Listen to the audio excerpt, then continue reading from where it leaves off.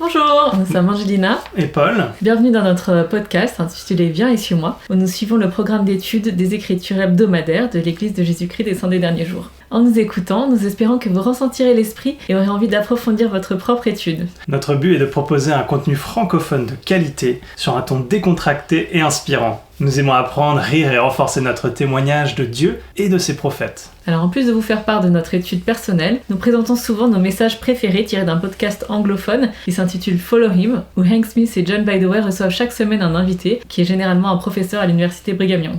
Faire ce podcast nous pousse à étudier en couple comme jamais auparavant. Nous le faisons de façon bénévole et avec grand plaisir. En vous abonnant, en commentant, en aimant ou en partageant nos vidéos, vous contribuez à rendre ces vidéos plus visibles pour d'autres et à inonder Internet de contenu positif. Alors cette semaine, on va pas vraiment beaucoup citer le podcast, donc moi je l'ai vraiment beaucoup aimé, c'était une professeure de BYU et en plus quelque chose d'un peu particulier, elle est touchée par le cancer et en fait en réalité elle est décédée entre le moment où l'épisode a été enregistré et le moment où il a été diffusé. Au début il y a un petit message qui dit qu'ils avaient enregistré cet épisode à l'avance. Elle partage beaucoup d'expériences personnelles, elle travaillait au département d'histoire de l'église, elle présente beaucoup d'histoires de saints dans le monde entier et qu'est-ce que ça veut dire que d'être une communauté de saints en Christ répartie sur toute la planète. Et c'était très intéressant, mais c'est vrai que finalement on ne s'est pas beaucoup servi de ces enseignements-là pour notre podcast aujourd'hui. C'était aussi intéressant de l'écouter parce qu'elle avait beaucoup d'anecdotes. Et d'ailleurs, elle nous a appris que sur l'application, il y a un endroit où vous pouvez aller retrouver beaucoup d'histoires de différents pays, même des histoires de Français. D'ailleurs, il y a une histoire d'un certain Jean Cossé, donc on pense que probablement un ancêtre de notre évêque président. Donc il y a ces courtes histoires de foi qui sont accessibles et on a découvert ça grâce à elle, qui travaillait en partie là-dessus.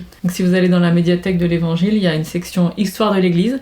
Et quand vous allez sur Histoire de l'Église, il y a une section Histoire du monde, je crois. Et là, tout est rangé par ordre alphabétique. On peut choisir le pays et aller voir des histoires. Donc si vous choisissez F, France, vous pouvez trouver des histoires de pionniers français et de l'histoire de l'Église en France. Donc voilà un petit cadeau de Follow Him de cette semaine. Ensuite, pour les citations, il y en aura moins. Mais il y a quand même quelques petites idées qui nous ont inspirés. Donc pour commencer, nous allons lire l'introduction du manuel Viens et suis-moi de cette semaine. Nous avons conclu une alliance avec lui. Le récit d'Alma et de son peuple dans Mosia 18, Mosia 23 à 24, explique ce que signifie entrer dans la bergerie de Dieu. Lors de son baptême, le peuple d'Alma a contracté avec Dieu l'alliance de le servir et de garder ses commandements. C'était un engagement éminemment personnel, mais en lien avec la façon dont ils se traitaient mutuellement. En effet, le voyage de retour auprès de notre Père Céleste est individuel et personne ne peut respecter nos alliances pour nous. Mais cela ne veut pas dire que nous sommes seuls. Nous avons besoin les uns des autres. En tant que membres de l'Église du Christ, nous faisons alliance de servir Dieu en nous aidant et en nous servant les uns les autres tout au long du chemin, en portant les fardeaux les uns les autres. Il est certain que le peuple d'Alma avait des fardeaux à porter, comme nous tous. Et une des façons dont le Seigneur nous aide à supporter nos fardeaux avec facilité consiste à nous donner une communauté de saints qui ont promis de pleurer avec nous et de nous consoler, comme nous avons promis de le faire pour eux. Tout de suite, ça me fait penser à un échange téléphonique que j'ai eu hier où j'appelais une des veuves de notre pieux voir comment elle allait. Et elle souffre extrêmement en ce moment. Elle a une maladie très difficile à supporter qui lui donne des douleurs violentes. Mais elle me disait à quel point, en fait, sa paroisse est là pour elle, à son secours, qu'ils viennent la voir, la visiter, même la masser. Et vraiment, ça m'a beaucoup touché. Elle m'a témoigné à quel point elle ressent l'amour des membres. Et elle m'a dit ça aussi, surtout, qui m'a marqué. Elle m'a dit, tu sais, Paul, je sais que je suis une fille de notre Père Céleste, je sais que j'ai le droit à son aide et j'hésite pas à demander de l'aide, en fait. Et elle m'a dit, même une époque, j'ai traversé une dépression et aujourd'hui, si j'ai juste le sentiment d'être un peu malheureuse, j'attends pas d'être en pleine dépression, je demande de l'aide. Ça m'a fait penser à ce discours de la dernière conférence, appelez, ne tombez pas. Il faut appeler plutôt que d'attendre de chuter. Il faut demander de l'aide. On a une communauté pour ça et c'est fait pour ça. Tout à fait. On va en parler un peu plus longuement du coup en étudiant Mosia 18. Je vais commencer. C'est moi qui ai étudié plus particulièrement Mosia 18. Et en fait, je me suis énormément inspirée en fait, des questions qui sont posées dans le manuel en lui-même. Et il y a beaucoup de questions qui poussent à la réflexion et qui étaient très intéressantes. Donc je vais me permettre de lire un petit peu ce qu'on lisait dans le manuel cette semaine. Quand je me fais baptiser, je contracte une alliance avec Dieu. Et voilà ce que le manuel nous incite à faire. Méditer sur la profondeur des sentiments que les croyants décrits dans Mosia 18 éprouvaient envers Jésus-Christ. Et effectivement, on voit leur réaction dans Mosia 18 verset 11, donc en réponse à Alma qui leur dit, grosso modo, j'ai l'impression que vous êtes prêts à contracter cette alliance du baptême. Voilà ce qu'on lit. Et alors, lorsque le peuple eut entendu ces paroles, il battit des mains de joie et s'exclama, c'est là le désir de notre cœur. Ils sont heureux, ils le manifestent et ils sont très enthousiastes de pouvoir entrer dans cette relation d'alliance. Voilà la suite de ce que nous dit le manuel. La lecture de ces versets est une bonne occasion de réfléchir à l'importance que vous portez à vos alliances. Lors de votre lecture de Mosia 18, versets 8 à 14, prenez le temps de vous poser des questions telles que vous apprennent ces versets sur les promesses faites lors de votre baptême? Que vous promet Dieu? Alors on va tout de suite s'attarder un petit peu sur cette question. Et je me suis demandé, est-ce qu'on est capable finalement toujours de résumer de façon simple et claire l'alliance que nous avons contractée lors de notre baptême? Alors en ce moment, nous on a notre fille qui se prépare au baptême, parce qu'elle aura 8 ans donc au mois de juillet, et on essaye de l'aider à se préparer donc à contracter cette alliance. Et l'année dernière, il y a un numéro spécial du magazine L'Ami qui est sorti en août 2023. Donc son titre c'est Le baptême et la confirmation. Et donc je me rappelle qu'on avait reçu un mail de communication qui annonçait la sortie de ce numéro spécial et qui disait qu'ils espéraient qu'on pourrait vraiment faire référence à ce document, à la fois pour se préparer, non seulement pour les enfants, mais aussi peut-être pour les nouvelles familles converties qui se préparent au baptême. Et donc comment résumer de manière simple l'alliance du baptême et voir ce que nous promettons et ce que notre Père Céleste nous promet. Et ils le font très bien justement dans ce magazine. Il y a une page qui s'intitule L'alliance de mon baptême. C'est formuler ce que tu promets, donc ce que tu promets toi qui te prépares au baptême, de toujours te souvenir de Jésus-Christ, de garder ses commandements, de prendre son nom sur toi. Il y a une autre page qui nous dit quelles sont d'autres façons un peu concrètes de respecter cette alliance, donc de faire ces 3 choses. On nous dit aider les gens, te repentir quand tu fais quelque chose de mal et réconforter quelqu'un. Donc se repentir, on garde ses commandements mais on sait qu'on va pas toujours les garder donc il faut se repentir.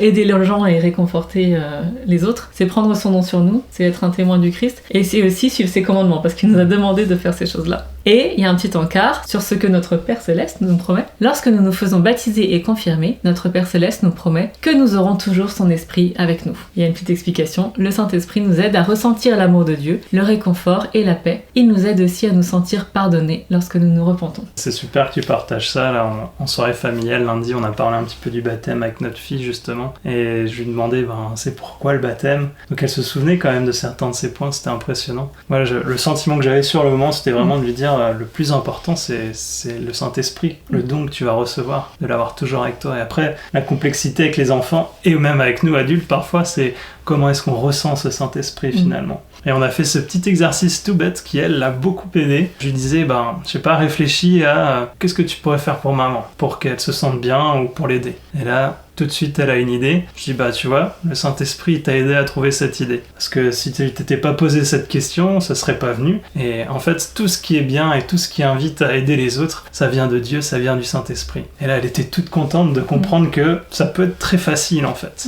On a eu une belle expérience spirituelle en faisant ça ensemble. Et donc là, à la soirée familiale, je lui ai rappelé. Voilà, c'est pas toujours facile avec les enfants. Des fois, ils sont pas de bonne humeur, ils ont pas envie. Oui, mais ça marche pas, etc.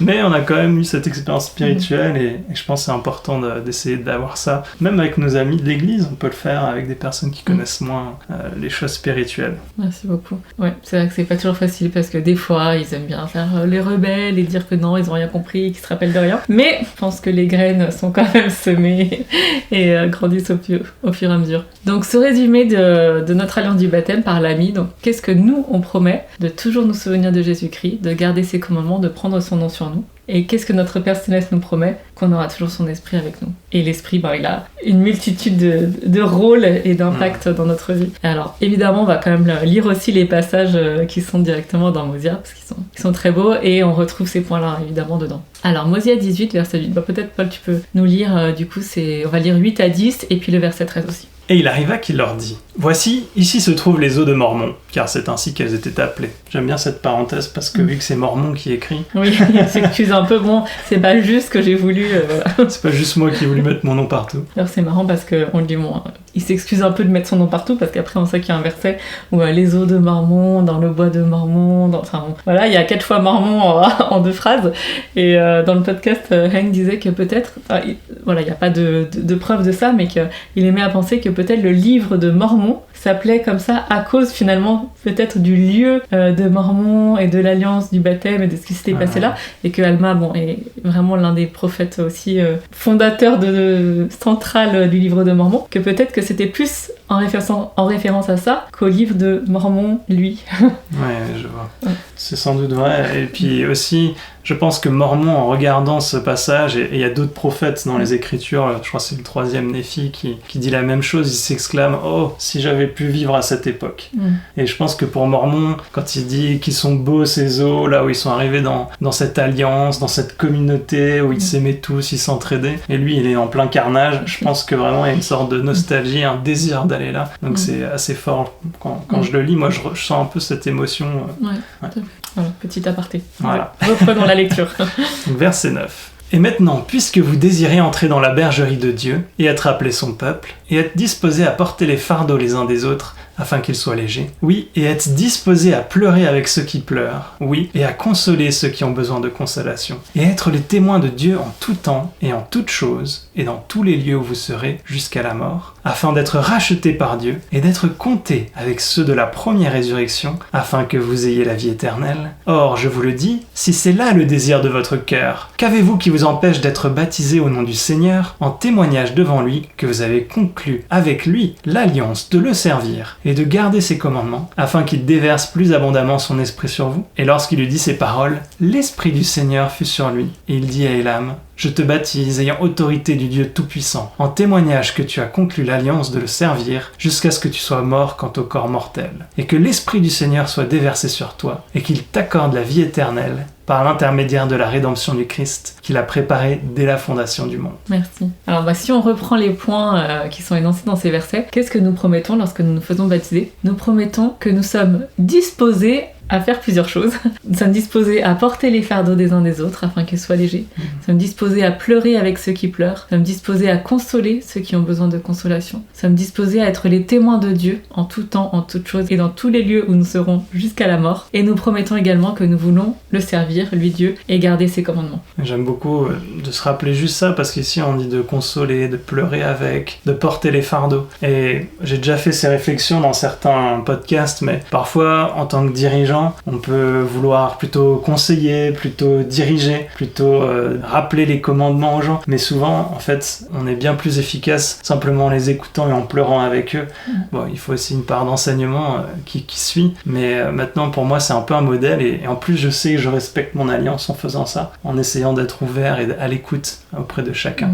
J'ai bien aimé, John, à un moment, il parle dans le podcast, donc Follow Him, de l'histoire de Job, et donc, qui a été extrêmement éprouvé, et que ses amis sont venus avec lui et qu'au début ses amis étaient juste assis avec lui et donc juste étaient là pour le soutenir et d'ailleurs c'est quand ils se sont mis à parler que ça s'est un peu gâté parce qu'après ils ont commencé à dire mais est-ce que c'est pas Dieu qui le punit, tout ça et donc des fois juste voilà, pleurer avec ceux qui pleurent, c'est être là et les laisser ressentir leur tristesse et être triste avec eux. Et c'est ce qu'elle disait dans le podcast d'ailleurs, l'invitée avec son cancer, elle disait des fois au début les gens ils fuient parce qu'ils savent pas quoi dire, mais en fait elle nous parlait d'expérience, c'était assez poignant, mais elle dit le mieux c'est que vous veniez et que vous reconnaissiez la douleur de l'autre. Dites à quel point ça doit être dur pour toi, c'est très difficile ce que tu traverses, et elle a dit que ça c'était la meilleure réponse qu'on pouvait avoir. Ouais, carrément. Donc voilà ce que nous promettons à Dieu lors de notre alliance du baptême, et en retour, l'autre partie de l'alliance, parce qu'il ne faut pas l'oublier, une alliance c'est bien quelque chose de bilatéral. Il nous promet, alors c'est intéressant parce que je me rappelais qu'il nous promettait qu'on ait son esprit avec nous, et c'est comme ça qu'on le résume, et c'est ce qu'on lisait aussi tout à l'heure dans l'ami. Mais il nous promet que nous serons rachetés par lui, comptés avec ceux de la première résurrection, afin que nous ayons la vie éternelle. Moi j'avais pas fait attention à l'accent mis là-dessus, et aussi donc il déverse plus abondamment son esprit sur nous. Et c'est vrai qu'on le voit bien dans ce qu'il baptise Élam dans la prière du baptême, qui est d'ailleurs pas tout à fait la même prière que celle qu'ensuite Moroni nous communique et qu'on utilise aujourd'hui. Mais donc je relis juste le verset 13. Lorsqu'il dit ces paroles, l'Esprit du Seigneur fut sur lui, sur Alma, et il dit « Élam, je te baptise, ayant autorité du Dieu Tout-Puissant, en témoignage que tu as conclu l'alliance de le servir, jusqu'à ce que tu sois mort quant au corps mortel, et que l'Esprit du Seigneur soit déversé sur toi, qu'il t'accorde la vie éternelle par l'intermédiaire de la rédemption du Christ qu'il a préparé dès la fondation du monde. » Et donc c'est vrai que j'avais pas vu que dès l'alliance du baptême, on sait que c'est seulement la porte d'entrée. En fait là, on voit très bien que c'est vraiment nous faire entrer dans le chemin qui mène à Dieu, qui mène au retour près de lui, qui mène à la vie éternelle. Et c'est bien que tu mentionnes que c'est un chemin, effectivement. J'aime cette prière, effectivement, ce serait magnifique si dans notre prière de baptême on pouvait rajouter je te baptise en témoignage que tu as conclu une alliance. Ce serait super. On le fait implicitement, mais voilà. Et ce qui est intéressant à remarquer, c'est que le baptême est la porte d'entrée sur un chemin qui nous mène à la vie éternelle, c'est ce qu'on croit. Et ce chemin, on peut rester dessus si on suit le Saint-Esprit qui nous dit tout ce qu'on doit faire. Mais on se rend compte, si jamais vous avez eu l'occasion d'aller au temple ou si vous connaissez un petit peu ce que c'est une fois qu'on a fait plus d'alliances avec le Seigneur et qu'on s'est lié plus complètement à lui à travers les dotations, et qu'on a fait l'alliance notamment de se consacrer entièrement à lui, alors c'est là qu'on rentre dans la présence de Dieu. Et donc on se rend compte que le baptême en soi, c'est le chemin vers la vie éternelle, mais c'est pas la destination elle-même. Alors je vais reprendre la suite des questions très pertinentes que nous pose le manuel. Donc la suite, mon alliance du baptême. Quel rapport y a-t-il entre l'alliance de servir Dieu et nos efforts pour prendre soin les uns des autres ? Que signifie pour vous être témoin de Dieu ? Comment le respect des alliances contractées lors de notre baptême nous aide-t-il à être remplis de l'Esprit ? Comment l'Esprit nous aide-t-il à respecter notre alliance ? Alors, c'est que des questions très intéressantes. Du coup, je vais pas répondre à toutes aujourd'hui, mais je vous invite, comme nous le dit le manuel, ces questions vous permettront de méditer sur les raisons qui font que les alliances et les ordonnances sont importantes pour Dieu. Pourquoi êtes-vous reconnaissant de vos alliances ? Que faites-vous pour respecter vos promesses ? Donc voilà, que des questions très intéressantes. Donc je vous encourage à y réfléchir de votre côté. Donc moi, je vais pas répondre à toutes maintenant, mais je me suis concentrée sur les 2 premières. Quel rapport y a-t-il entre l'alliance de servir Dieu et nos efforts pour prendre soin les uns des autres ? Bon, on a déjà commencé à toucher le sujet, Et que signifie pour vous être témoin de Dieu ? Alors pour la première, je voulais juste déjà me contenter de citer plusieurs écritures qui, je pense, vont rendre la réponse plutôt explicite d'elle-même. J'aimerais bien qu'on lise Mosia 2,17, tiré du discours du roi Benjamin. Et voici, je vous dis ces choses afin que vous appreniez la sagesse, afin que vous appreniez que lorsque vous êtes au service de vos semblables, vous êtes simplement au service de votre Dieu. Jean 14,15, si vous m'aimez, gardez mes commandements. Et Matthieu 22, versets 36 à 39, Maître, quel est le plus grand commandement de la loi ? Jésus lui répondit, tu aimeras le Seigneur ton Dieu de tout ton cœur, de toute ton âme et de toute ta pensée. C'est le premier et le plus grand commandement. Et voici le second qui lui est semblable, tu aimeras ton prochain comme toi-même. Donc je pense vraiment qu'avec tous ces passages d'écriture, la réponse est plutôt limpide. Donc je rappelle, la question c'était quel est le lien entre l'alliance de servir Dieu et nos efforts pour prendre soin les uns des autres. Aimer les autres, servir les autres, c'est directement servir Dieu. Donc c'est comme nous l'a dit très explicitement le roi Benjamin. Et alors que signifie être témoin de Dieu ? On va voir aussi le lien entre ces 2 choses. Mosia 18, verset 9.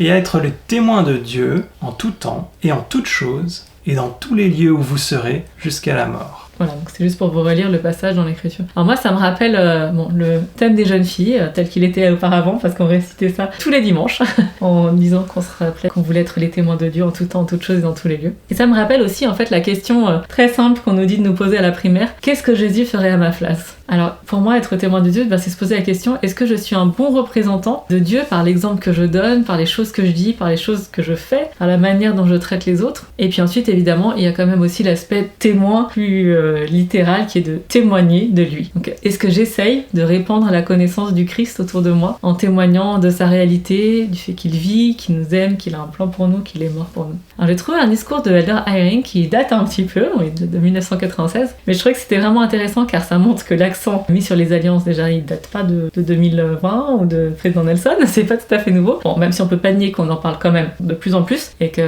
nous martèle le sujet, mais c'est pas nouveau. Son discours s'intitule « Témoin de Dieu ». Les saints des derniers jours sont un peuple d'alliance. Depuis le jour de notre baptême et tout au long des événements spirituels de notre vie, nous faisons des promesses à Dieu et il nous fait des promesses. Il tient toujours ses promesses offertes par l'intermédiaire de ses véritables serviteurs. Mais l'épreuve cruciale de notre vie est de voir si nous ferons des alliances avec lui et si nous les garderons. Chaque membre a fait l'alliance dans les eaux du baptême d'être témoin de Dieu. Chaque membre a fait l'alliance d'accomplir des œuvres d'amour comme le Sauveur le ferait. Donc, tout appel à rendre témoignage et à prendre soin des autres n'est pas une demande de service supplémentaire, c'est une bénédiction préparée par un Père céleste aimant et par son Fils Jésus-Christ. J'ai pas vraiment de commentaires à faire, c'est très explicite et que c'est très, très bien exprimé. Moi, en fait, ça me fait penser, donc, dans le Pieux, là, on travaille sur une nouvelle initiative qui est un site internet qui s'appelle justserve.org et qui est en développement, qui aux États-Unis marche déjà plutôt pas mal. En France, peut-être que vous en avez pas encore entendu parler, c'est bien dommage, mais c'est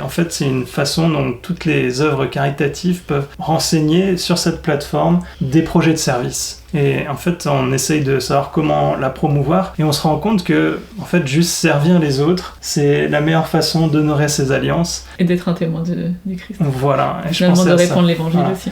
Et aussi l'idée qu'en fait, on ne demande pas quelque chose de supplémentaire à travers ça, on demande juste de respecter nos alliances, finalement.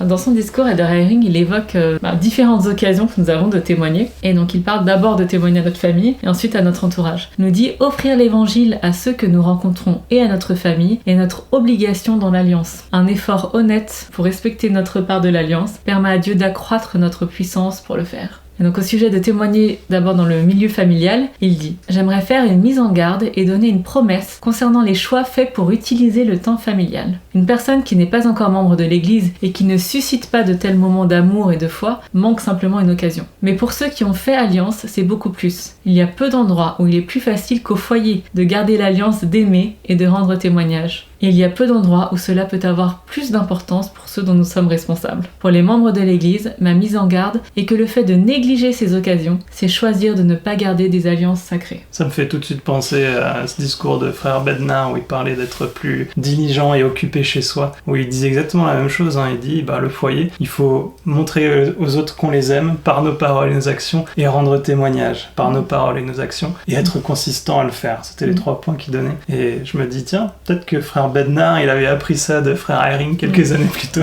Alors oui, j'aurais pu, comme à mon habitude, trouver 1 milliard de citations sur le sujet. J'aime aussi beaucoup le président Nelson lorsqu'il nous a dit qu'on devait faire de notre foyer un centre d'apprentissage de l'évangile. Et donc finalement, il y a beaucoup de choses pour lesquelles on peut s'organiser en tant que parent, ou peut-être des fois même un peu plus en tant que maman, je sais pas, avoir des listes de menus pour la semaine, courses, des trucs d'organisation. Mais est-ce qu'on met la même énergie et la même attention à s'organiser sur le fait d'enseigner l'évangile à nos enfants? Est-ce qu'on met du temps à part pour faire ça? Et est-ce qu'on prend réellement le temps de leur rendre témoignage de ce qu'on sait, de ce qu'on croit, par notre exemple et par nos paroles? Je sais que nous, dans notre famille, on a cette tradition maintenant, grâce à un missionnaire qui nous avait lancé cette invitation d'ailleurs, de faire à chaque fois qu'on fait notre prière familiale le soir, de dire avant ce pourquoi on est reconnaissant. Et je sais que, vu que ça devient une routine, des fois les enfants, ils ont moins envie de le faire, parfois ils disent juste toute la journée.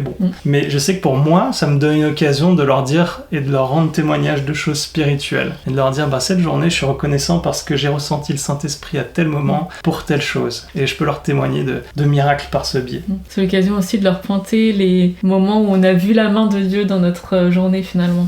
Ouais, exactement. Et ça me touche ce que tu dis parce que tu parles d'intentionnalité finalement. Et l'accent a beaucoup été mis dessus durant les formations des dirigeants de la dernière conférence générale. Peut-être que vous connaissez pas non plus cette section, je peux vous montrer rapidement via la vidéo comment y accéder. Mais il parle beaucoup d'intentionnalité, de pouvoir intentionnellement enseigner l'évangile à nos enfants. Puisqu'on se rappelle cette citation assez connue, que la conversion par accident n'est pas un principe de l'évangile. Ça coordonne. Non, carrément, parce que je me dis, des fois, il y en a qui vont, je sais pas, imprimer des fiches pour l'alphabet, pour les nombres, pour que leurs enfants ils commencent déjà à apprendre des choses, faire des activités, Montessori ou je ne sais quoi. Est-ce qu'on a aussi des images de l'évangile? Et je parle pas de faire des soirées familiales formelles, prières, chants, leçons tous les soirs, parce qu'on nous dit qu'effectivement, les occasions doivent être aussi spontanées.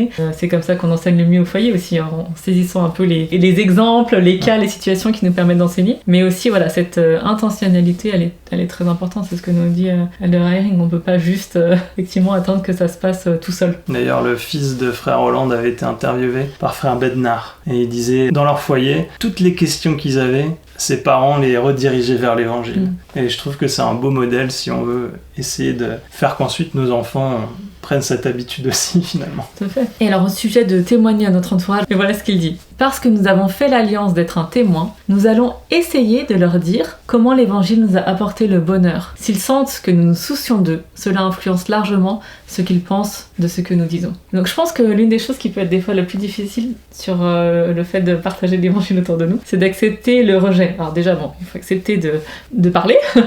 Et voilà, des fois peut-être qu'on peut avoir progressé là-dessus, mais on peut avoir du coup des attentes de dire je parle d'un truc qui est hyper important pour moi, qui est très précieux et je sais que ça pourrait les aider, mais on se heurte à manque d'intérêt total ou au contraire carrément du rejet. Et il y a un passage de discours d'Eldar Haring que j'ai trouvé très intéressant là-dessus.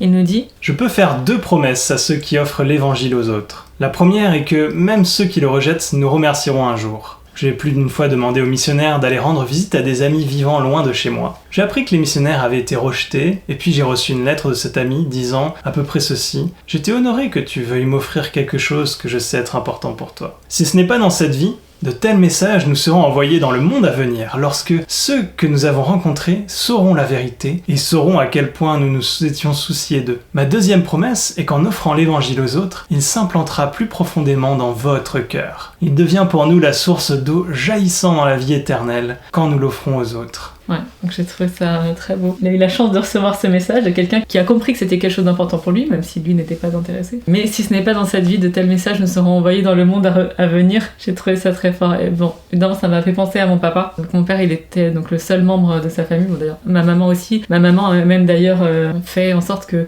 une de ses sœurs et l'un de ses frères soient baptisés. Du coup, à chaque fois, j'oublie un peu cet épisode parce que malheureusement, ils se sont assez rapidement éloignés. Voilà, elle était seule membre de sa famille. Elle a été rejetée par sa famille lorsqu'elle a été baptisée et elle a partagé l'évangile avec eux, avec ses frères et sœurs et dont été baptisés. Mon père, il est resté le seul membre de sa famille, en tout cas ses frères et sœurs, ses parents n'étaient pas membres. Et il a toujours essayé de témoigner et de parler de l'église, donc à notamment sa mère et ses sœurs. Et donc il faisait allusion notamment à l'évangile dans les newsletters qu'il a envoyés pendant des années à l'occasion des vœux de la nouvelle année. Et à quelques reprises, ça lui a même valu des reproches de la part de sa famille qui n'a jamais été intéressée. Et donc dans le discours que j'ai prononcé lors de la cérémonie de son enterrement, j'ai dit cela. Je vais essayer de réussir à lire. Il ne pouvait pas s'empêcher de parler de Jésus-Christ et de son évangile tel qu'on nous l'enseigne dans l'église de Jésus-Christ des 100 des derniers jours. Non pas pour rabaisser ou embêter qui que ce soit, mais tout simplement parce que c'est ce qui guidait et donnait du sens à sa vie depuis bientôt 39 ans et ce qui lui apportait le plus de joie. Mon père avait un souci réel de bien remplir son rôle de père et de ne pas manquer une occasion de nous enseigner les choses qu'il jugeait essentielles. Il enseignait par l'exemple, mais aussi par les mots, pour être certain que le message était bien passé. C'est vrai, c'était ce genre d'homme.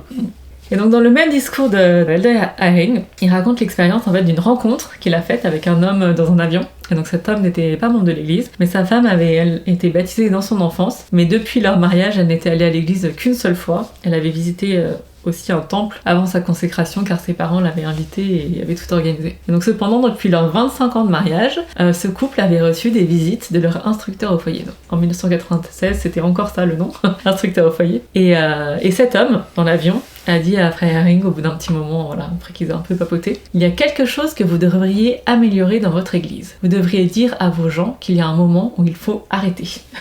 Et donc Eldar Haring a répondu : je crois que j'ai compris ce qu'il ressentait. J'ai essayé de mon mieux de lui expliquer comme il serait difficile d'enseigner à de tels instructeurs qu'il fallait arrêter. Je lui ai dit que l'amour que ses nombreux visiteurs lui avaient témoigné au cours des années malgré le peu de réactions était le résultat d'une alliance qu'ils avaient faite avec Dieu. Je lui ai parlé de l'alliance du baptême comme Alma l'a décrit dans le livre de Mormon, comme on l'a déjà lu tout à l'heure. Ces instructeurs au foyer et ces instructrices visiteuses avaient compris et croyaient que l'alliance d'être témoin et celle d'aimer étaient interdépendantes et se renforçaient mutuellement. Il n'y a pas d'autre manière d'expliquer ce qui s'était passé. Mon nouvel ami reconnaissait que les visiteurs se soucièrent sincèrement de lui et de son épouse. Et il savait que leur attitude venait d'une croyance qui les poussait à revenir. Et il semblait, tout au moins à moi, que ces visiteurs étaient motivés par une alliance qu'ils ne voulaient pas briser. Je ne verrai plus jamais l'enseignement au foyer et les visites de la société de secours comme n'étant que des programmes de l'église. Ces instructeurs fidèles avaient compris la véritable signification de ce qu'ils faisaient. Cette œuvre est une occasion, pas un fardeau. Chaque membre a fait l'alliance dans les eaux du baptême d'être témoin de Dieu, c'est ce qu'on a dit tout à l'heure. Chaque membre a fait l'alliance d'accomplir des œuvres d'amour comme le Sauveur le ferait. Donc, tout appel à rendre témoignage et à prendre soin des autres n'est pas une demande de service supplémentaire. C'est une bénédiction préparée par un Père céleste aimant et par son Fils Jésus-Christ. Je pensais que c'était pas grave si on le disait 2 fois. Ils ont prévu de tels appels, ainsi que d'autres situations, parfois sans appel officiel, dans le même but. C'est chaque fois l'occasion de montrer les bénédictions qui découlent du fait d'être un peuple d'alliance, et ce sont toutes des occasions dont vous avez accepté la responsabilité. Ce sont toutes des responsabilités sacrées envers les autres que nous avons acceptés dans les eaux du baptême,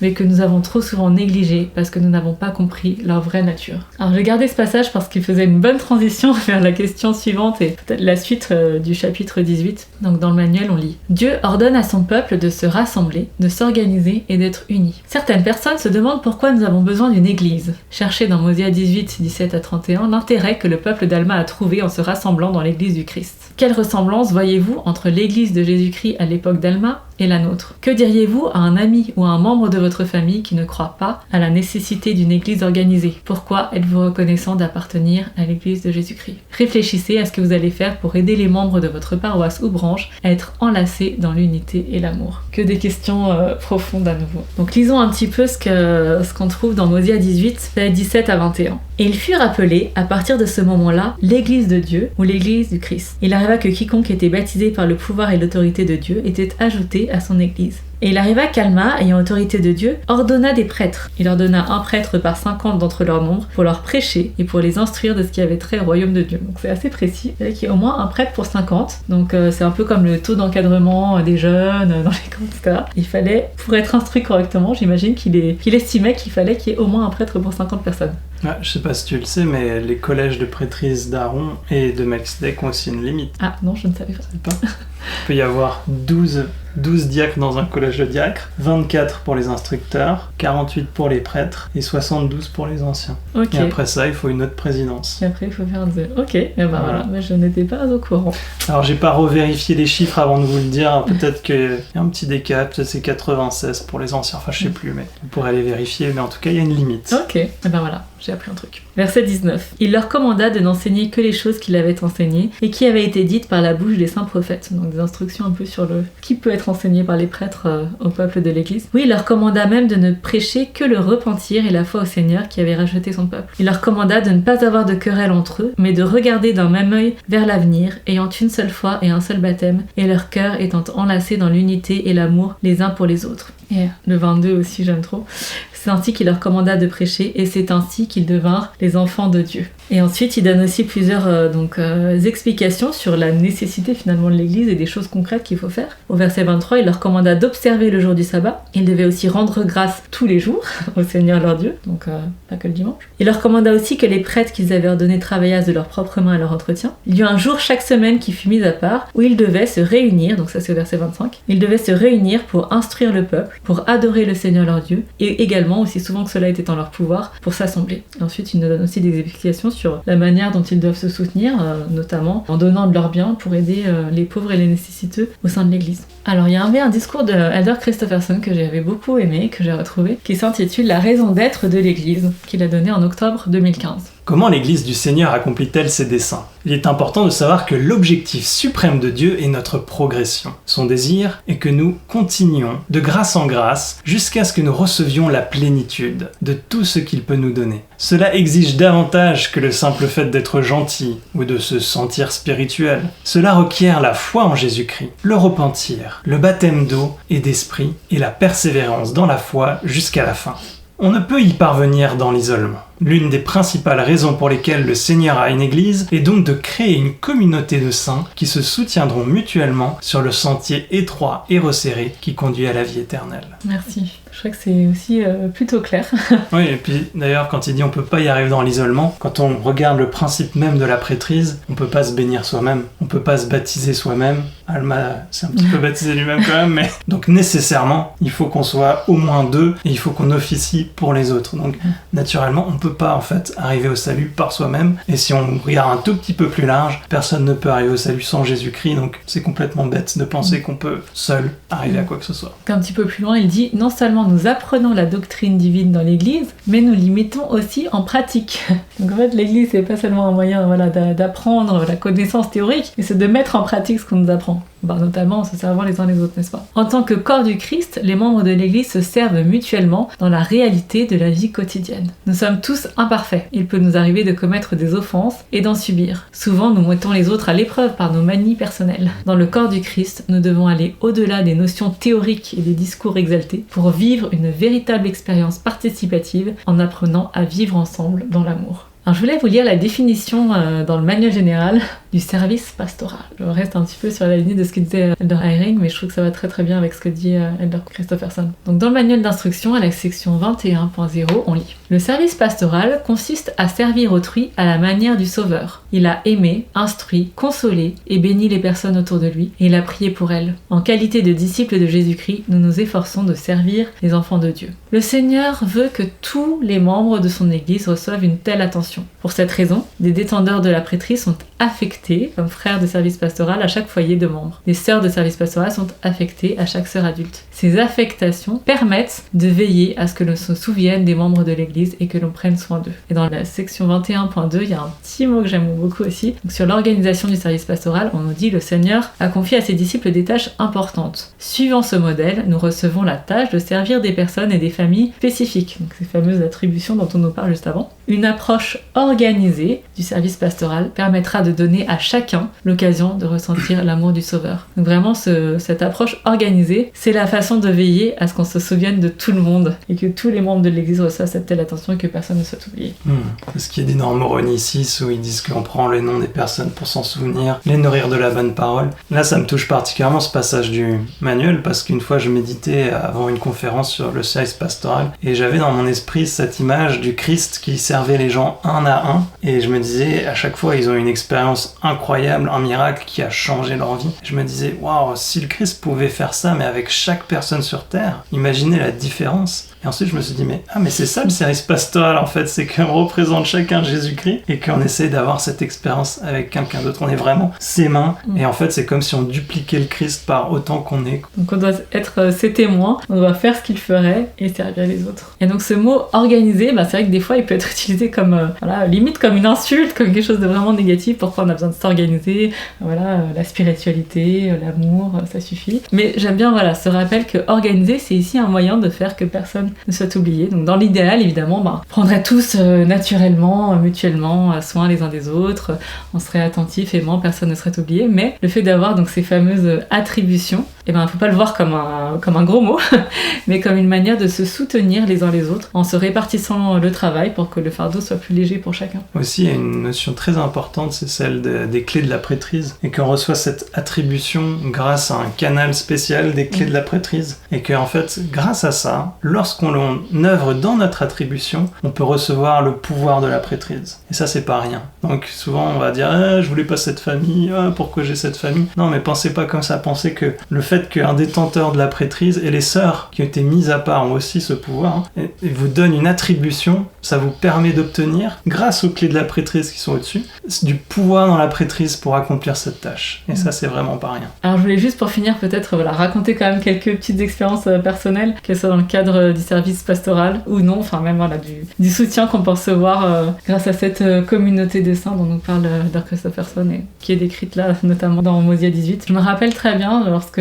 notre fille avait donc 1 mois et demi. On a déménagé quand elle avait 1 mois et demi, on habitait à Clermont-Ferrand, on a emménagé à Lyon et on a refait partie d'une paroisse qu'on avait quittée 3 ans auparavant. Et donc on arrivait avec un petit bébé d'1 mois et demi. Et en fait, il y a une sœur qui m'a envoyé un SMS. Donc je pense pas que j'étais déjà réintégrée dans le service pastoral. Ce n'était pas ma sœur de service pastoral. Elle m'a envoyé un SMS et elle m'a dit est-ce que je peux venir t'aider? Je suis disponible tel jour, telle heure, tel jour, telle heure, tel jour, telle heure. Je peux venir te faire du ménage, du repassage, t'amener un repas, etc. Et donc c'était pas coucou, si t'as besoin d'aide, tu m'appelles. C'était vraiment très spécifique. Et elle m'a dit que quelqu'un avait fait la même chose pour elle et qu'elle avait trouvé ça super parce que du coup ça montrait vraiment que la sœur avait envie de l'aider, avait envie de venir, avait envie de faire quelque chose. Effectivement, elle était venue du coup chez moi pour faire du ménage et même se rendre compte que aussi quand on est jeune maman, qu'on est toute seule avec un bébé à la maison, des fois on se sent juste seule et pas motivée à faire quoi que ce soit. Donc ne serait-ce d'avoir quelqu'un qui vient nous voir et qui vient faire avec nous, ça peut motiver aussi des fois à faire des choses qu'on n'avait pas envie de faire. Et lorsqu'elle a eu un bébé l'année suivante, elle était même déjà d'ailleurs très probablement déjà enceinte quand elle est venue m'aider en fait. J'étais à mon tour allée l'aider, donc pareil en lui disant je peux venir tel jour, telle heure, tel jour, telle heure, tel jour, telle heure. Et j'avais fait du repassage et passé un peu de la serpillière chez elle. Je me rappelle aussi que lorsqu'on était enfant, mes sœurs et moi, donc mon frère n'était pas encore né parce que ma mère était enceinte de lui, sachant que ma mère est très malade à chacune de ses grossesses. Et j'avais 9 ans lorsque mon frère est né, le petit dernier. Et il y a une sœur de notre paroisse qui est venue nous chercher plusieurs fois, notamment les mercredis. Ma mère était voilà, passait beaucoup de temps au lit, elle était vraiment pas bien. Elle avait un enfant unique, donc juste un garçon, et elle venait récupérer 3 enfants qu'elle prenait pour la journée avec elle. D'ailleurs, je me rappelle même pas comment elle faisait logistiquement parlant, bon, sachant que ma plus jeune sœur avait 5 ans, et donc maintenant je me rends compte, voilà, maintenant que je suis moi-même maman, de ce que ça doit être de prendre 3 enfants supplémentaires pour toute la journée. Bon, même si évidemment mes sœurs et moi on était adorables et très sages. Bien sûr. Mais voilà, et donc ça a fait que je me rappelle pas de cette période comme quelque chose de trop lourd ou morose, sachant que d'habitude ma mère faisait beaucoup de choses avec nous, on sortait, on faisait des pique-niques, on allait en forêt, etc. Donc là elle était un peu immobilisée, et donc je me rappelle très bien de plusieurs souvenirs de super sorties avec cette sœur qui nous a emmené visiter la cathédrale de Genève, qui nous a amené chez elle, où juste on a passé la journée dans le jardin, on a mangé des crêpes aux épinards, moi qui détestais les épinards et que je me suis narguée par son fils. Et voilà, et en fait elle venait pour soulager ma maman, pour soulager vraiment son fardeau, et elle le faisait comme si c'était pas du tout un fardeau pour elle, mais comme si c'était un plaisir de venir rendre service. Ouais, c'est remarquable.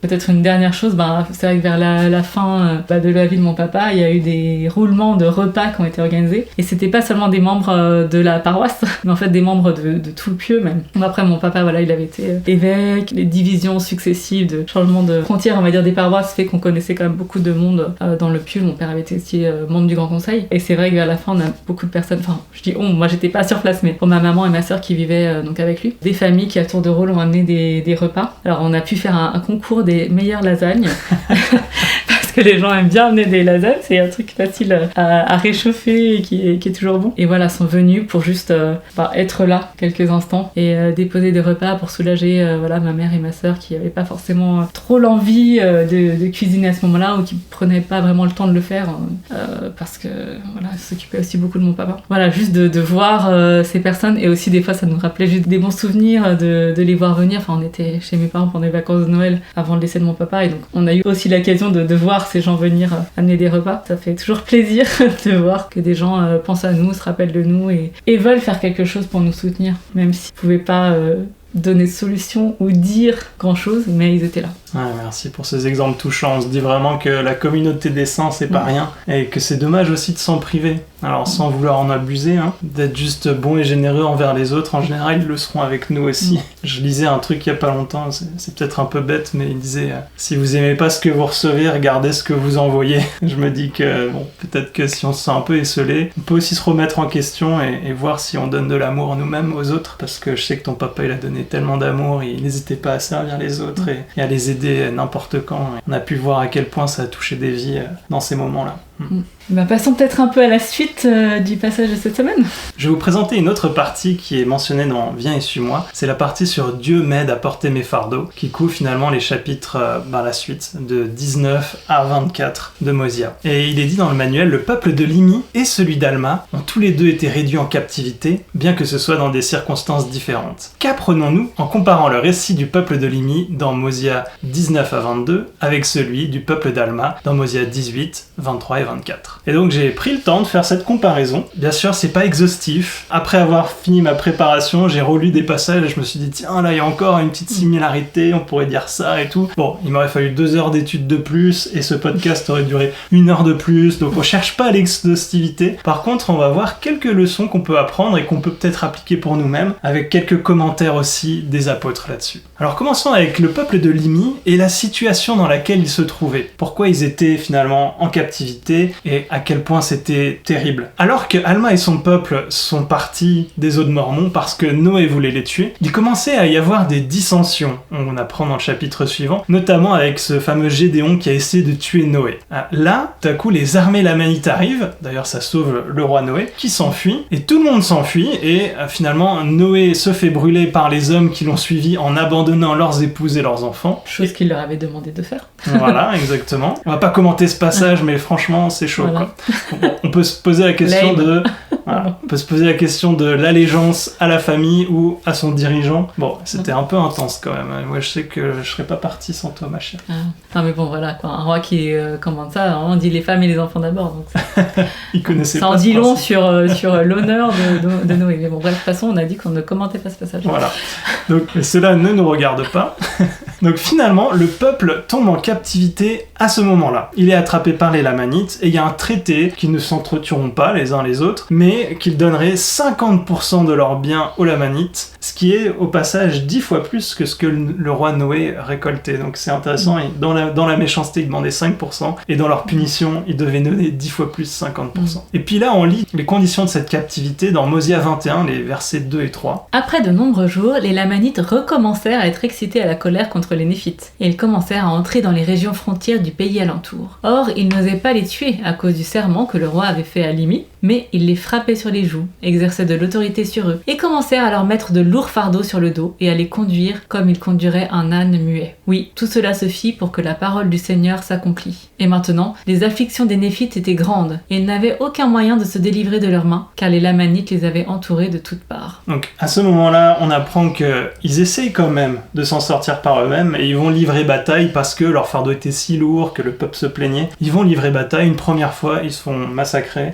ils y retournent une deuxième fois, rebelote, et là on se dit pourquoi ils y vont une troisième fois, mais ils y vont quand même une troisième fois, et finalement ils se rendent compte que par leur propre force ils ne peuvent rien, de toute façon ils sont trop peu nombreux à ce stade pour y arriver. Et dans les versets 13 et 14 on lit: Et ils s'humilièrent jusqu'à la poussière, s'assujettissant au joug de la servitude, se soumettant pour être frappés et pour être poussés çà et là et chargés de fardeaux selon le désir de leurs ennemis. Et ils s'humilièrent dans les profondeurs de l'humilité. Et ils crièrent à Dieu avec force, oui, ils imploraient Dieu toute la journée de les délivrer de leurs afflictions. Donc finalement, ils se mettent à implorer le Seigneur, après avoir traversé tout ça. Et il ne se fie plus au bras de la chair, qui les a menés à perdre énormément d'hommes. Et c'est alors que la libération commence. Et en fait, on se rend compte qu'elle se fait en deux parties, cette délivrance. On peut lire dans Mosia 21 au verset 15 et 16. « Et maintenant, le Seigneur était lent à entendre leurs cris à cause de leurs iniquités. » On pourrait en discuter, mais j'ai choisi de ne pas le faire là, mais on continue. « Néanmoins, le Seigneur entendit leurs cris et commença à adoucir le cœur des Lamanites, de sorte qu'ils commencèrent à alléger leur fardeau. » Donc intéressant à garder à l'esprit parce qu'on demande aussi quel parallèle il y a, et on verra que le cœur adouci des Lamanites, c'est un parallèle qu'on verra aussi par la suite. Donc première délivrance, elle est progressive. Les Lamanites commencent à alléger les fardeaux, ils ont le cœur adouci. Cependant, le Seigneur ne jugea pas bon de les délivrer de la servitude. Il les a quand même délivrés dans un certain sens, mais pas encore de la servitude. Il les a un petit peu soulagés. Voilà, tout à fait. Pas encore délivrés complètement. Et au verset 16, « Et il arriva qu'ils commencèrent à prospérer peu à peu dans le pays, et commencèrent à cultiver du grain en plus grande abondance, et des troupeaux de gros et de petits bétails, de sorte qu'ils ne souffrirent plus de la faim. » Et là, on a une première délivrance. Les Lamanites mettent moins de fardeau et ils sont délivrés de la faim peu à peu. Donc on pourrait parler longuement de pourquoi le Seigneur leur permet de prospérer peu à peu et pourquoi il ne les a pas délivrés immédiatement. Mais un discours qui m'est venu à l'esprit, c'est celui de Frère Hollande qui parle de nos afflictions en général et de se confier en l'Éternel, parfois en attendant longtemps, voire toute une vie avant d'être délivré. Et j'ai sélectionné des petits passages de ce discours, mais bon, si j'avais pu, j'aurais lu la moitié du discours vraiment, donc je vous invite à le lire. Et voici deux passages. Mes chers frères et sœurs, être chrétien apporte le réconfort, mais bien souvent, ce n'est pas confortable. Le chemin qui conduit à la sainteté et au bonheur ici et dans l'au-delà est long et parfois chaotique. Il faut du temps et de la ténacité pour le parcourir. Et là, il enchaîne avec l'allégorie de « il faut planter la graine, il faut avoir de la patience, de la diligence, attendre avec longanimité qu'elle pousse pour cet arbre. » Et ensuite, il parle de ses difficultés, où il termine un peu son discours en disant ceci. La Covid, le cancer, le doute, le désarroi, les difficultés financières et les épreuves familiales, quand ces fardeaux seront-ils enlevés? La réponse est bientôt. Que cela signifie une attente courte ou longue, il ne nous appartient pas toujours de le dire. Mais, par la grâce de Dieu, les bénédictions seront accordées à qui s'attache à l'évangile de Jésus-Christ. Cette question a été réglée dans un jardin très retiré et sur une colline très publique de Jérusalem il y a bien longtemps. Et j'aime cette réassurance apostolique que si on suit l'évangile de Jésus-Christ, bientôt on sera délivré, ce bientôt étant on ne sait pas quand, mais que cette question est réglée par l'expiation de Jésus-Christ. Donc la délivrance du peuple de Limi, comme j'ai dit, s'est fait en deux temps. D'abord, ça a été progressif, peu à peu, délivré de la faim, délivré peu à peu des fardeaux. Mais il y a quand même eu un grand miracle qui est arrivé après, au moment désigné par le Seigneur. Et on peut le lire en fait dans les versets 25 et 26 de Mosia 21. Or, le roi Limi avait envoyé, avant la venue d'Amon, un petit nombre d'hommes à la recherche du pays de Zarahemla. Mais ils ne purent le trouver et ils se perdirent dans le désert. Alors c'est intéressant parce qu'on pense qu'ils cherchaient cette délivrance à travers leurs frères, mais là, ils ils purent le trouver, ils se perdirent, et on sait qu'ils ont trouvé ce pays rempli d'ossements. Et peut-être que quand ils sont revenus, ils se sont dit, c'en est fini de Zarahemla, on n'aura jamais de délivrance par d'autres moyens. On est perdu. Peut-être qu'ils avaient ça dans leur cœur quand Amon est finalement arrivé. D'où la joie extrêmement grande du roi et du peuple. Et on lit dans le verset 26... Ils étaient revenus au pays de Néphi et étaient arrivés dans les régions frontières du pays peu de jours avant la venue d'Amon. Et là, ce petit détail peu de jours avant, mais c'est incroyable. Parce que si on revient en arrière, et ça c'est quelque chose qui a été dit dans le podcast, je me l'attribue pas tout seul, mais ils disent dans Mosia 7.1, le roi Mosia voulut savoir ce qu'était devenu le peuple qui était monté demeurer au pays de Léhi-Néphi ou dans la ville de Léhi-Néphi. Et quand on regarde ça se passe 80 ans après qu'ils soient partis. Soudainement, le peuple s'agite et demande où ils sont, et le roi, soudainement, se dit on va essayer de découvrir. Pourquoi 80 ans après? Pourquoi pas 90? Pourquoi pas 70? Parce qu'on se rappelle que c'était donc Zénith qui était parti en premier, son fils Noé et son petit-fils Lémi. Exactement. Donc il y a eu 3 générations. Et donc on peut se dire, est-ce que c'est une coïncidence? Mais non, en fait c'est le Seigneur qui préparait déjà leur délivrance longtemps à l'avance, parce que je crois qu'ils ont mis 40 jours à arriver jusqu'au pays. Donc le Seigneur a prévu ça exactement au moment juste après où ils ont découvert le peuple jarédite, pour pouvoir récupérer ses plaques aussi. Donc le Seigneur avait un agenda vraiment très serré. Et on se rend compte que c'est uniquement après qu'ils se soient humiliés, après qu'ils aient trouvé les plaques des jarédites, qu'ils allaient avoir cette deuxième intervention, qui était une inspiration qui arrivait précisément 80 ans après le départ de Zénith. Donc imaginez la façon incroyable dont le Seigneur a organisé tout ça. J'aimerais raconter une expérience personnelle qui m'est arrivée le week-end dernier, qui démontre à quel point le Seigneur est précis, et à quel point il nous dirige parfois des semaines avant pour répondre aux prières des autres. Donc nous habitons Lyon, et j'avais le vif désir de faire une dernière visite dans l'une des 5 unités autour de Lyon, avant que nous ne puissions plus trop bouger, à cause de la grossesse avancée d'Angelina. Que vous voyez pas trop, à cause du cadrage, pour ceux qui regardent. Mais là, t'en es à 8 mois quand même, et t'as un beau bidou. Et donc, en réfléchissant à quelle unité je pouvais aller voir, j'ai ressenti que je devais visiter la paroisse de Grenoble. Et le temps de prendre ma décision, j'ai prévenu l'évêque moins de 2 semaines avant ma venue, et donc je ne savais même pas si j'allais pouvoir parler en Sainte-Seine, ni pourquoi j'y allais, si ce n'est que j'avais le sentiment que c'était le bon endroit. Et donc ça s'est passé dimanche dernier, ma visite, le week-end de Pentecôte, et pendant la réunion de Sainte-Seine, je me suis dit que j'aurais probablement pas le temps de parler, parce que non seulement la Sainte-Seine a commencé avec des soutiens, le premier discours était fait par une sœur qui parlait anglais, et il y avait un traducteur, donc on entendait 2 fois le discours, je me suis dit, oula, je suis pas hors de temps. En plus, il y avait un membre du Grand Conseil qui passait après, mais miracle, encore à cette heure-ci, je sais pas comment c'était possible, mais il me restait plus de 10 minutes. Et j'avais beaucoup de questions en tête, qu'est-ce que j'allais dire, pourquoi j'étais là? Et j'avoue que quand t'as commencé à parler, j'ai regardé l'heure en me disant, bon, il va rendre un témoignage, et j'ai dit, tiens, il reste 10 minutes. Et j'étais aussi un peu choquée, parce que c'est vrai que les discours d'avant n'avaient pas été particulièrement courts. Non, franchement, on a eu... Le temps s'est arrêté. Voilà, une distorsion de temps. Donc le Seigneur voulait à tout prix que je parle, j'imagine, parce que pendant l'ordonnance de la Sainte Seine, je méditais sur ce que j'allais dire, et le Seigneur m'a inspiré de parler de la condescendance de Dieu. J'ai trouvé ça très étrange. Et j'avais des doutes, j'ai douté 2-3 fois, je me suis dit non mais c'est trop bizarre, faut pas parler de ça. Mais en fait, je méditais ce que ça signifiait dans mon cœur, et plus j'y pensais, et plus ça me remplissait de joie et d'esprit, et je me suis dit bon, c'est le message qu'il faut que je donne. Et donc j'ai pris la parole en expliquant ce qu'est la condescendance de Dieu. Et je confirme que quand tu as commencé à parler de la condescendance de Dieu, je me suis dit pourquoi il parle de ça? Et probablement que t'étais pas la seule, probablement que la moitié de l'assemblée s'est dit mais de quoi il parle lui? Rapidement j'ai ressenti l'esprit. Justement j'ai pris cet angle, j'allais un petit peu l'expliquer en commençant de parler de la grandeur de Jéhovah de l'Ancien Testament. Il a créé la terre, il a fait des miracles incroyables, il a accompagné tous les prophètes. Et puis j'ai expliqué que ce même grand Dieu Jéhovah qui a fait toutes ces choses a accepté de prendre la chair pour vivre la même expérience que nous. Et même en pire, il faut le dire, puisqu'il a été insulté, on lui a craché dessus, il a été menacé, trahi, il a accepté d'être jugé par les hommes et mis à mort sur la croix. Puis j'ai témoigné de son expiation. Non, et puis donc vraiment, voilà, quand t'as dit le mot condescendance, je me suis dit pourquoi il parle de ça? Et ensuite, bon, t'as enchaîné sur parler du Christ, de sa mission, de l'expiation. Et vraiment, j'ai trouvé qu'à ce moment-là, c'était presque palpable en fait. Il y a eu vraiment un silence dans la salle. On n'entendait plus les mouches voler. Moi, j'étais assise à côté avec les enfants, comme d'habitude. Il y a des enfants derrière moi aussi, d'autres familles. Et j'ai trouvé que vraiment, je pense que tout le monde l'a ressenti. À ce moment-là, l'esprit était vraiment palpable dans la salle. Ça m'a touché aussi parce que tu disais, t'as enseigné sur le Christ et ça faisait toute la différence.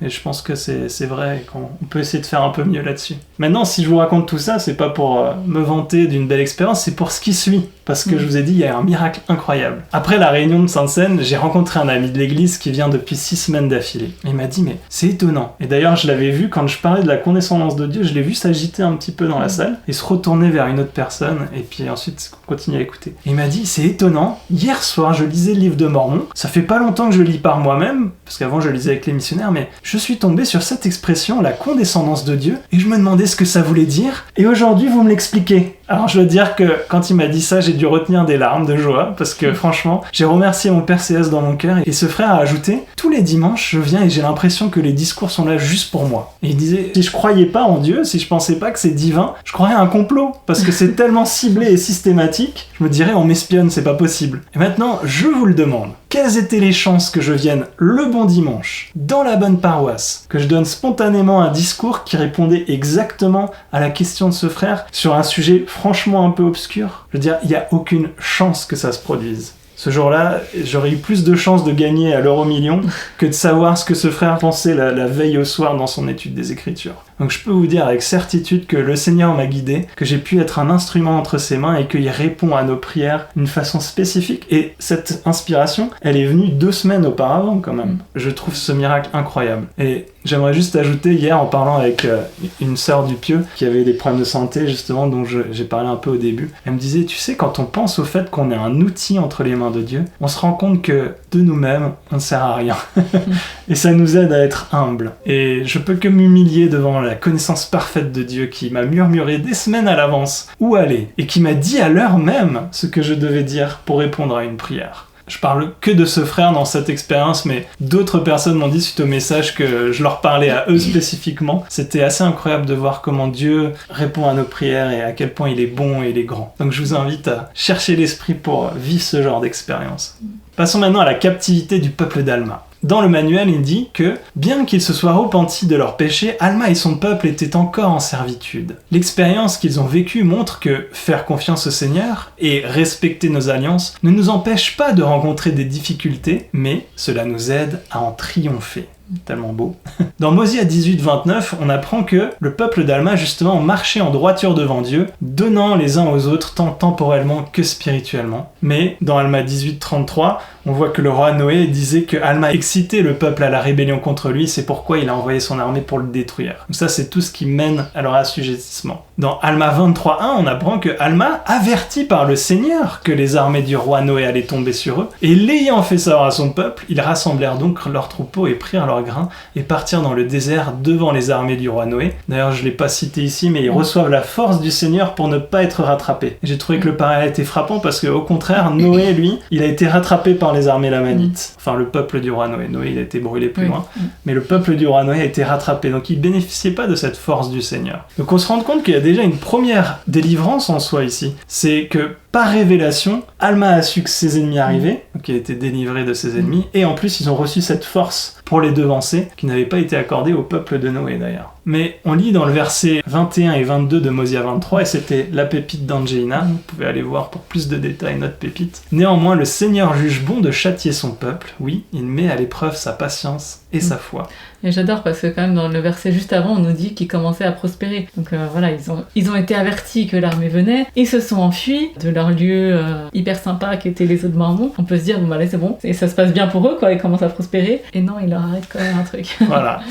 Néanmoins, quiconque place sa confiance en lui sera allé au dernier jour. Dans la pépite t'expliquait, c'est très intéressant de voir que c'est au dernier jour. Au verset 25, tandis qu'ils cultivaient le pays alentour, voici une armée de Lamanites se trouvait dans les régions frontières du pays. Aïe. Là, Alma et son peuple auraient pu se dire « Mais pourquoi le Seigneur nous a pas avertis comme il a averti avec l'armée du roi Noé ?» Il aurait pu les avertir que les Lamanites arrivaient. Ils étaient justes. Ils avaient une magnifique communauté. Ils vivaient en obéissant au commandement. Mais attendez, vous allez voir que ça va aller de pire en pire. Non seulement les Lamanites arrivent, le Seigneur ne les prévient pas ce coup-ci, mais au verset 30 et 31, les armées des Lamanites, qui avaient poursuivi le peuple du roi Limi, donc déjà c'est la faute du peuple du roi Limi qui s'était enfui, ok, bon merci les copains, s'étaient perdus de nombreux jours dans le désert, et voici ils avaient trouvé ces prêtres du roi Noé. Oulala. On apprend dans le verset 35 que Amulon et ses frères s'unirent aux Lamanites, super, et ils voyagèrent dans le désert à la recherche du pays de Néphi lorsqu'ils découvrirent le pays d'Élam qui est possédé par Alma et ses frères. Donc Donc si on se demande ce qui est pire qu'une armée de Lamanites, pensez à une armée de Lamanites combinée avec les prêtres du roi Noé qui haïssent Alma. C'est quand même, on va en parler du concours de circonstances, enfin voilà, du plan de Dieu dans le bon sens tout à l'heure, de 80 ans plus tard, ils disent subitement tiens, on va aller voir ce qui leur est arrivé, ils les retrouvent au bon moment, etc. Bon là, parlons d'un concours de circonstances un peu moins sympa quand même. Pourtant, il arrive un petit événement intéressant. Donc Alma dit à son peuple « Ayez confiance, le Seigneur nous délivrera » et donc ils font taire leurs craintes. Et les Lamanites promirent au verset 36 à Alma et à ses frères que s'ils leur montrent le chemin qui conduit au pays de Néphi, il leur accorderait la vie et la liberté. Ils disent « Ah bah, le Seigneur nous aide. Ça va, c'est plus facile qu'on le pensait, on a juste à leur dire et puis ils partent et on est délivrés. » Chouette. Mais non, au verset 37, lorsqu'Alma leur eut montré le chemin qui conduisait au pays de Néphi, les Lamanites ne voulurent pas tenir leur promesse, mais ils mirent des gardes tout autour du pays d'Élam sur Alma et ses frères. Donc là on peut se dire, bah effectivement ça va de pire en pire, en plus ils sont trahis. Et on sait que Amulon détestait Alma, on l'apprend dans le chapitre suivant au verset 9. Amulon connaissait Alma, il savait qu'il avait été l'un des prêtres du roi, et que c'était lui qui avait cru aux paroles d'Abinadi, et avait été chassé de devant le roi. Et pour cette raison, il était furieux contre lui, car bien qu'il fût lui-même assujetti au roi Laman, il exerçait l'autorité sur eux, et leur imposait des corvées, et mettait sur eux des chefs de corvée. Donc on voit que la situation s'empire. Ils ont été trouvés par les Lamanites avec des prêtres, on leur a menti, et maintenant ils ont des chefs de corvée sur eux parce que Amulon, qui devient leur gouverneur, c'est leur ancien ennemi. Leur ancien ennemi, voilà. Donc ils étaient ensemble prêtres du roi Noé, ils ont peut-être fait la fiesta ensemble à l'époque où Alma était encore méchant. Alma est devenu juste, c'est un prophète, il a son peuple de Dieu, et son vieux copain revient, pas très content, et devient le chef de corvée. Franchement, on peut difficilement faire pire comme circonstances terribles, et on voit ce qui leur arrive concrètement dans les versets 10 et 11. Et il arriva que leurs afflictions étaient si grandes qu'ils commencèrent à crier à Dieu avec ferveur. Et Amulon leur commanda de cesser leurs supplications, il mit des gardes sur eux pour les surveiller, afin que quiconque serait découvert à invoquer Dieu fût mis à mort. Ils tombent quand même dans une captivité extrême. C'est un esclavage où leur liberté religieuse est anéantie, et ils sont menacés de mort. Ils avaient vraiment toutes les raisons pour dire « c'est injuste, Dieu, pourquoi tu permets que ça nous arrive ? En plus, on était un peuple juste, on était très heureux. Comment ça se fait que toutes ces circonstances peuvent nous tomber dessus ?» Je pense que c'est vraiment un bel exemple. Si vous avez des difficultés dans votre vie, comparez-vous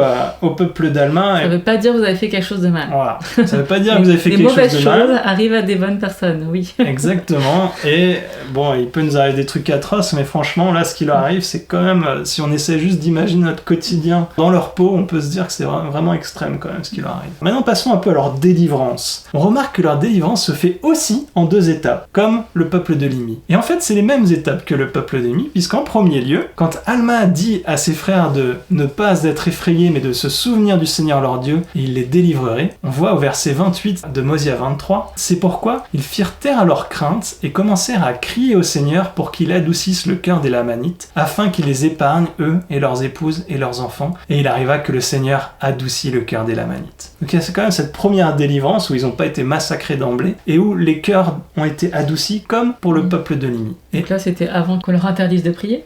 Exactement. Et enfin, on a le décret d'Amulon. Quiconque serait découvert à invoquer Dieu fut mis à mort. Okay, et on lit ce qui se passe ensuite qui est vraiment merveilleux avec même le Seigneur qui intervient. Et Alma et son peuple n'élevèrent plus la voix vers le Seigneur leur Dieu, mais lui déversèrent leur cœur. Et il connut les pensées de leur cœur. Et il arriva que la voix du Seigneur leur parvint dans leurs afflictions, disant « Relevez la tête et prenez courage, car je connais l'alliance que vous avez faite avec moi, et je ferai alliance avec mon peuple et le délivrerai de la servitude. Et j'allégerai aussi les fardeaux qui sont mis sur vos épaules, de sorte que vous ne pourrez plus les sentir sur votre dos pendant que vous êtes en servitude. Et cela, je le ferai pour que vous soyez plus tard témoins pour moi, et que vous sachiez avec certitude que moi, le Seigneur Dieu, j'interviens effectivement en faveur de mon peuple dans ses afflictions. Et alors, il arriva que les fardeaux qui étaient imposés à Alma et à ses frères furent rendus légers. Oui, le Seigneur les fortifia, de sorte qu'ils purent supporter leurs fardeaux avec facilité, et ils se soumirent de bon cœur et avec patience à toute la volonté du Seigneur. Et il arriva que leur foi et leur patience étaient si grandes que la voix du Seigneur leur parvint de nouveau, disant « Prenez courage, car demain je vous délivrerai de la servitude. »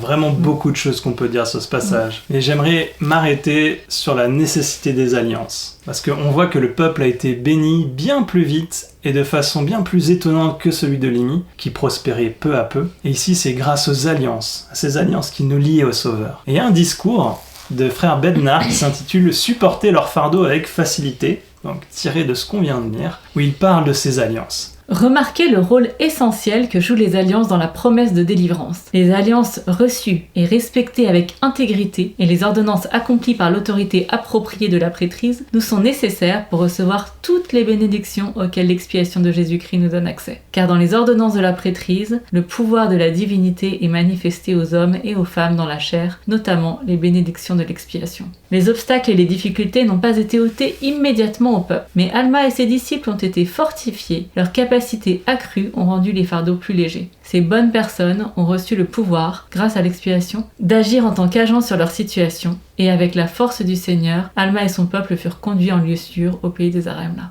Il y a des passages incroyables dans ce que frère Bednar dit, que en fait les ordonnances accomplies par l'autorité appropriée sont nécessaires pour recevoir toutes les bénédictions auxquelles l'expiation de Jésus-Christ donne accès, et que finalement ils sont devenus agents, qu'ils ont été fortifiés, que leurs capacités ont été accrues pour rendre leur fardeau plus léger. Je sais pas si je dis une bêtise, mais pour le peuple de Limi, du coup le cœur des Lamanites a été adouci et ils leur ont mis des fardeaux moins lourds. Oui, c'est les Lamanites qui ont réduit les fardeaux. C'est les Lamanites qui ont réduit les fardeaux, voilà. Alors que pour Alma, les fardeaux n'ont pas été réduits, mais ils ont été rendus plus costauds et il leur paraissait plus léger.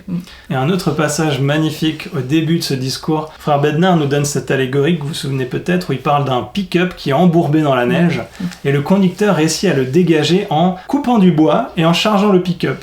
Et puis frère Bednar explique ce principe. Chacun d'entre nous porte aussi une charge. Notre charge personnelle est composée d'exigences et d'occasions, d'obligations et d'avantages, d'afflictions et de bénédictions et d'options et de contraintes. Il a essayé d'être assez exhaustif là. 2 questions cardinales peuvent nous guider à évaluer périodiquement notre charge, aidée de la prière. La charge que je porte produit-elle la traction spirituelle qui me donnera la capacité d'avancer avec foi dans le Christ sur le chemin étroit et resserré et d'éviter de m'embourber? Ou, la deuxième question, la charge que je porte crée-t-elle une traction spirituelle suffisante pour me permettre de retourner finalement auprès de notre Père Céleste? Et il conclut avec cela, il peut nous arriver de penser erronément que le bonheur est l'absence de charge. Mais porter une charge est un élément nécessaire et essentiel du plan du bonheur. Parce que notre charge personnelle doit produire une traction spirituelle, nous devons faire attention à ne pas traîner avec nous tant de choses plaisantes, mais inutiles, que cela nous distrait et nous détourne des choses qui sont vraiment les plus importantes.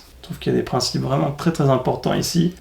Et moi je me pose la question même avec mon travail des fois, puisque je jongle entre plusieurs activités. Est-ce que j'arrive à tout faire? Est-ce que j'en ai trop? Est-ce que ma charge est trop importante? Est-ce qu'elle m'empêche de me concentrer sur les choses qui ont plus d'importance? Ma famille, le Seigneur? Voilà, c'est des questions que je me pose aussi.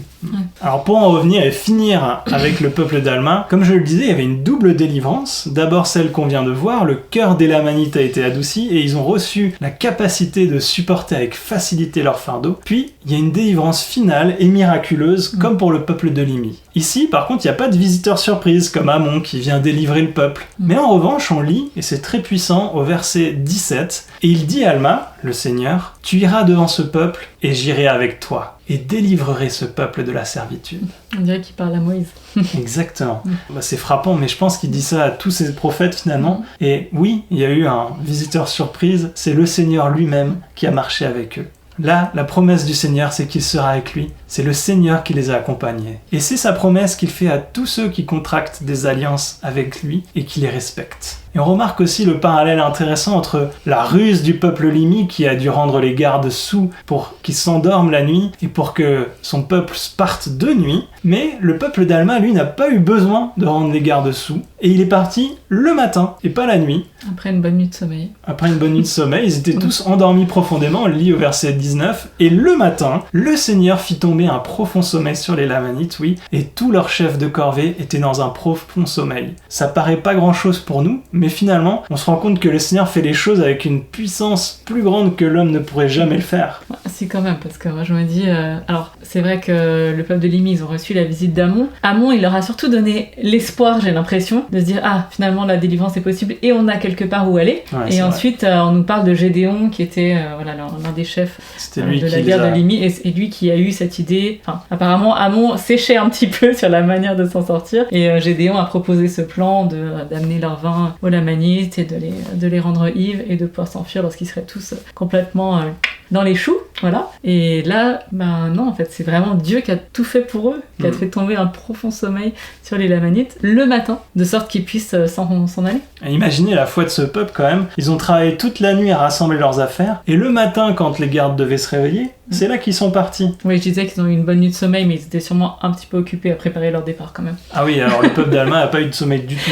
Mais les gardes lamanites, oui. Ouais. Et c'est dingue d'avoir cette foi, de se dire, le Seigneur nous a dit de partir maintenant, allez, on y va. Alors que les gardes sont censés se réveiller à ce moment-là. Enfin, quand on pense à ce que ça a dû être, on essaie de se mettre à leur place, c'est très impressionnant et on voit que le Seigneur a fait quelque chose d'extrêmement grand et puissant. Enfin, un tout dernier point intéressant sur leur délivrance, c'est qu'une fois dans le désert, Alma reçoit un avertissement et ça fait écho à l'avertissement qu'il a reçu tout au début qui disait « Les armées du roi Noé viennent, il faut que tu partes ». Au verset 23, on lit « Hâte-toi de sortir de ce pays, toi et ce peuple, car les Lamanites se sont réveillés et te poursuivent. C'est pourquoi sors de ce pays et j'arrêterai les Lamanites dans cette vallée, de sorte qu'ils n'aillent pas plus loin à la poursuite de ce peuple. » Je sais pas si vous êtes jamais demandé mais pourquoi le Seigneur les a pas arrêtés plus tôt, ou même plus tard que cette vallée, pourquoi juste à cet endroit-là. Je pense qu'il y a beaucoup de raisons, mais une des raisons c'est parce que le peuple devait aller de l'avant et rejoindre le peuple de Mosia. Et là, il y a un principe important, c'est que malgré la délivrance de sa toute-puissance, il ne faut pas qu'on s'arrête en chemin, il faut continuer à avancer. Donc j'espère qu'à travers cette comparaison des deux épisodes, vous avez pu voir des principes et des schémas qui pourront vous aider à savoir comment le Seigneur va vous délivrer. À chaque fois, il y a eu deux niveaux, à chaque fois, il y a eu besoin de prière, d'humilité, et le Seigneur a fait les choses peu à peu et a adouci. Et puis ensuite, au moment voulu du Seigneur, il y a eu la délivrance finale, celle qu'on espère tous dès le début. D'abord, il peut nous aider à supporter nos afflictions et peut-être à apprendre ce qu'on a besoin d'apprendre. Et ensuite, il peut aussi nous délivrer complètement. Exact. Et on se rend compte que ce qui a facilité les choses pour le peuple d'Alma, c'est qu'ils avaient une grande foi, une grande patience et qu'ils avaient contracté des alliances. Et le Seigneur a promis qu'il ne les abandonnerait pas grâce à ça. Et on se rend compte avec ce dernier point que même si on est délivré, il faut continuer d'aller de l'avant, comme le peuple d'Alma l'a fait. Alors merci de nous avoir écoutés. On espère que vous avez ressenti le Saint-Esprit comme nous et que ça va vous donner des forces pour aller de l'avant, comme le peuple d'Alma. Complètement. Et donc n'hésitez pas, comme d'habitude, à nous dire en commentaire ce que vous avez appris ou ce qui vous a touché. Ça nous fait toujours plaisir de vous lire et de vous répondre. Et on vous dit à la semaine prochaine. Au revoir.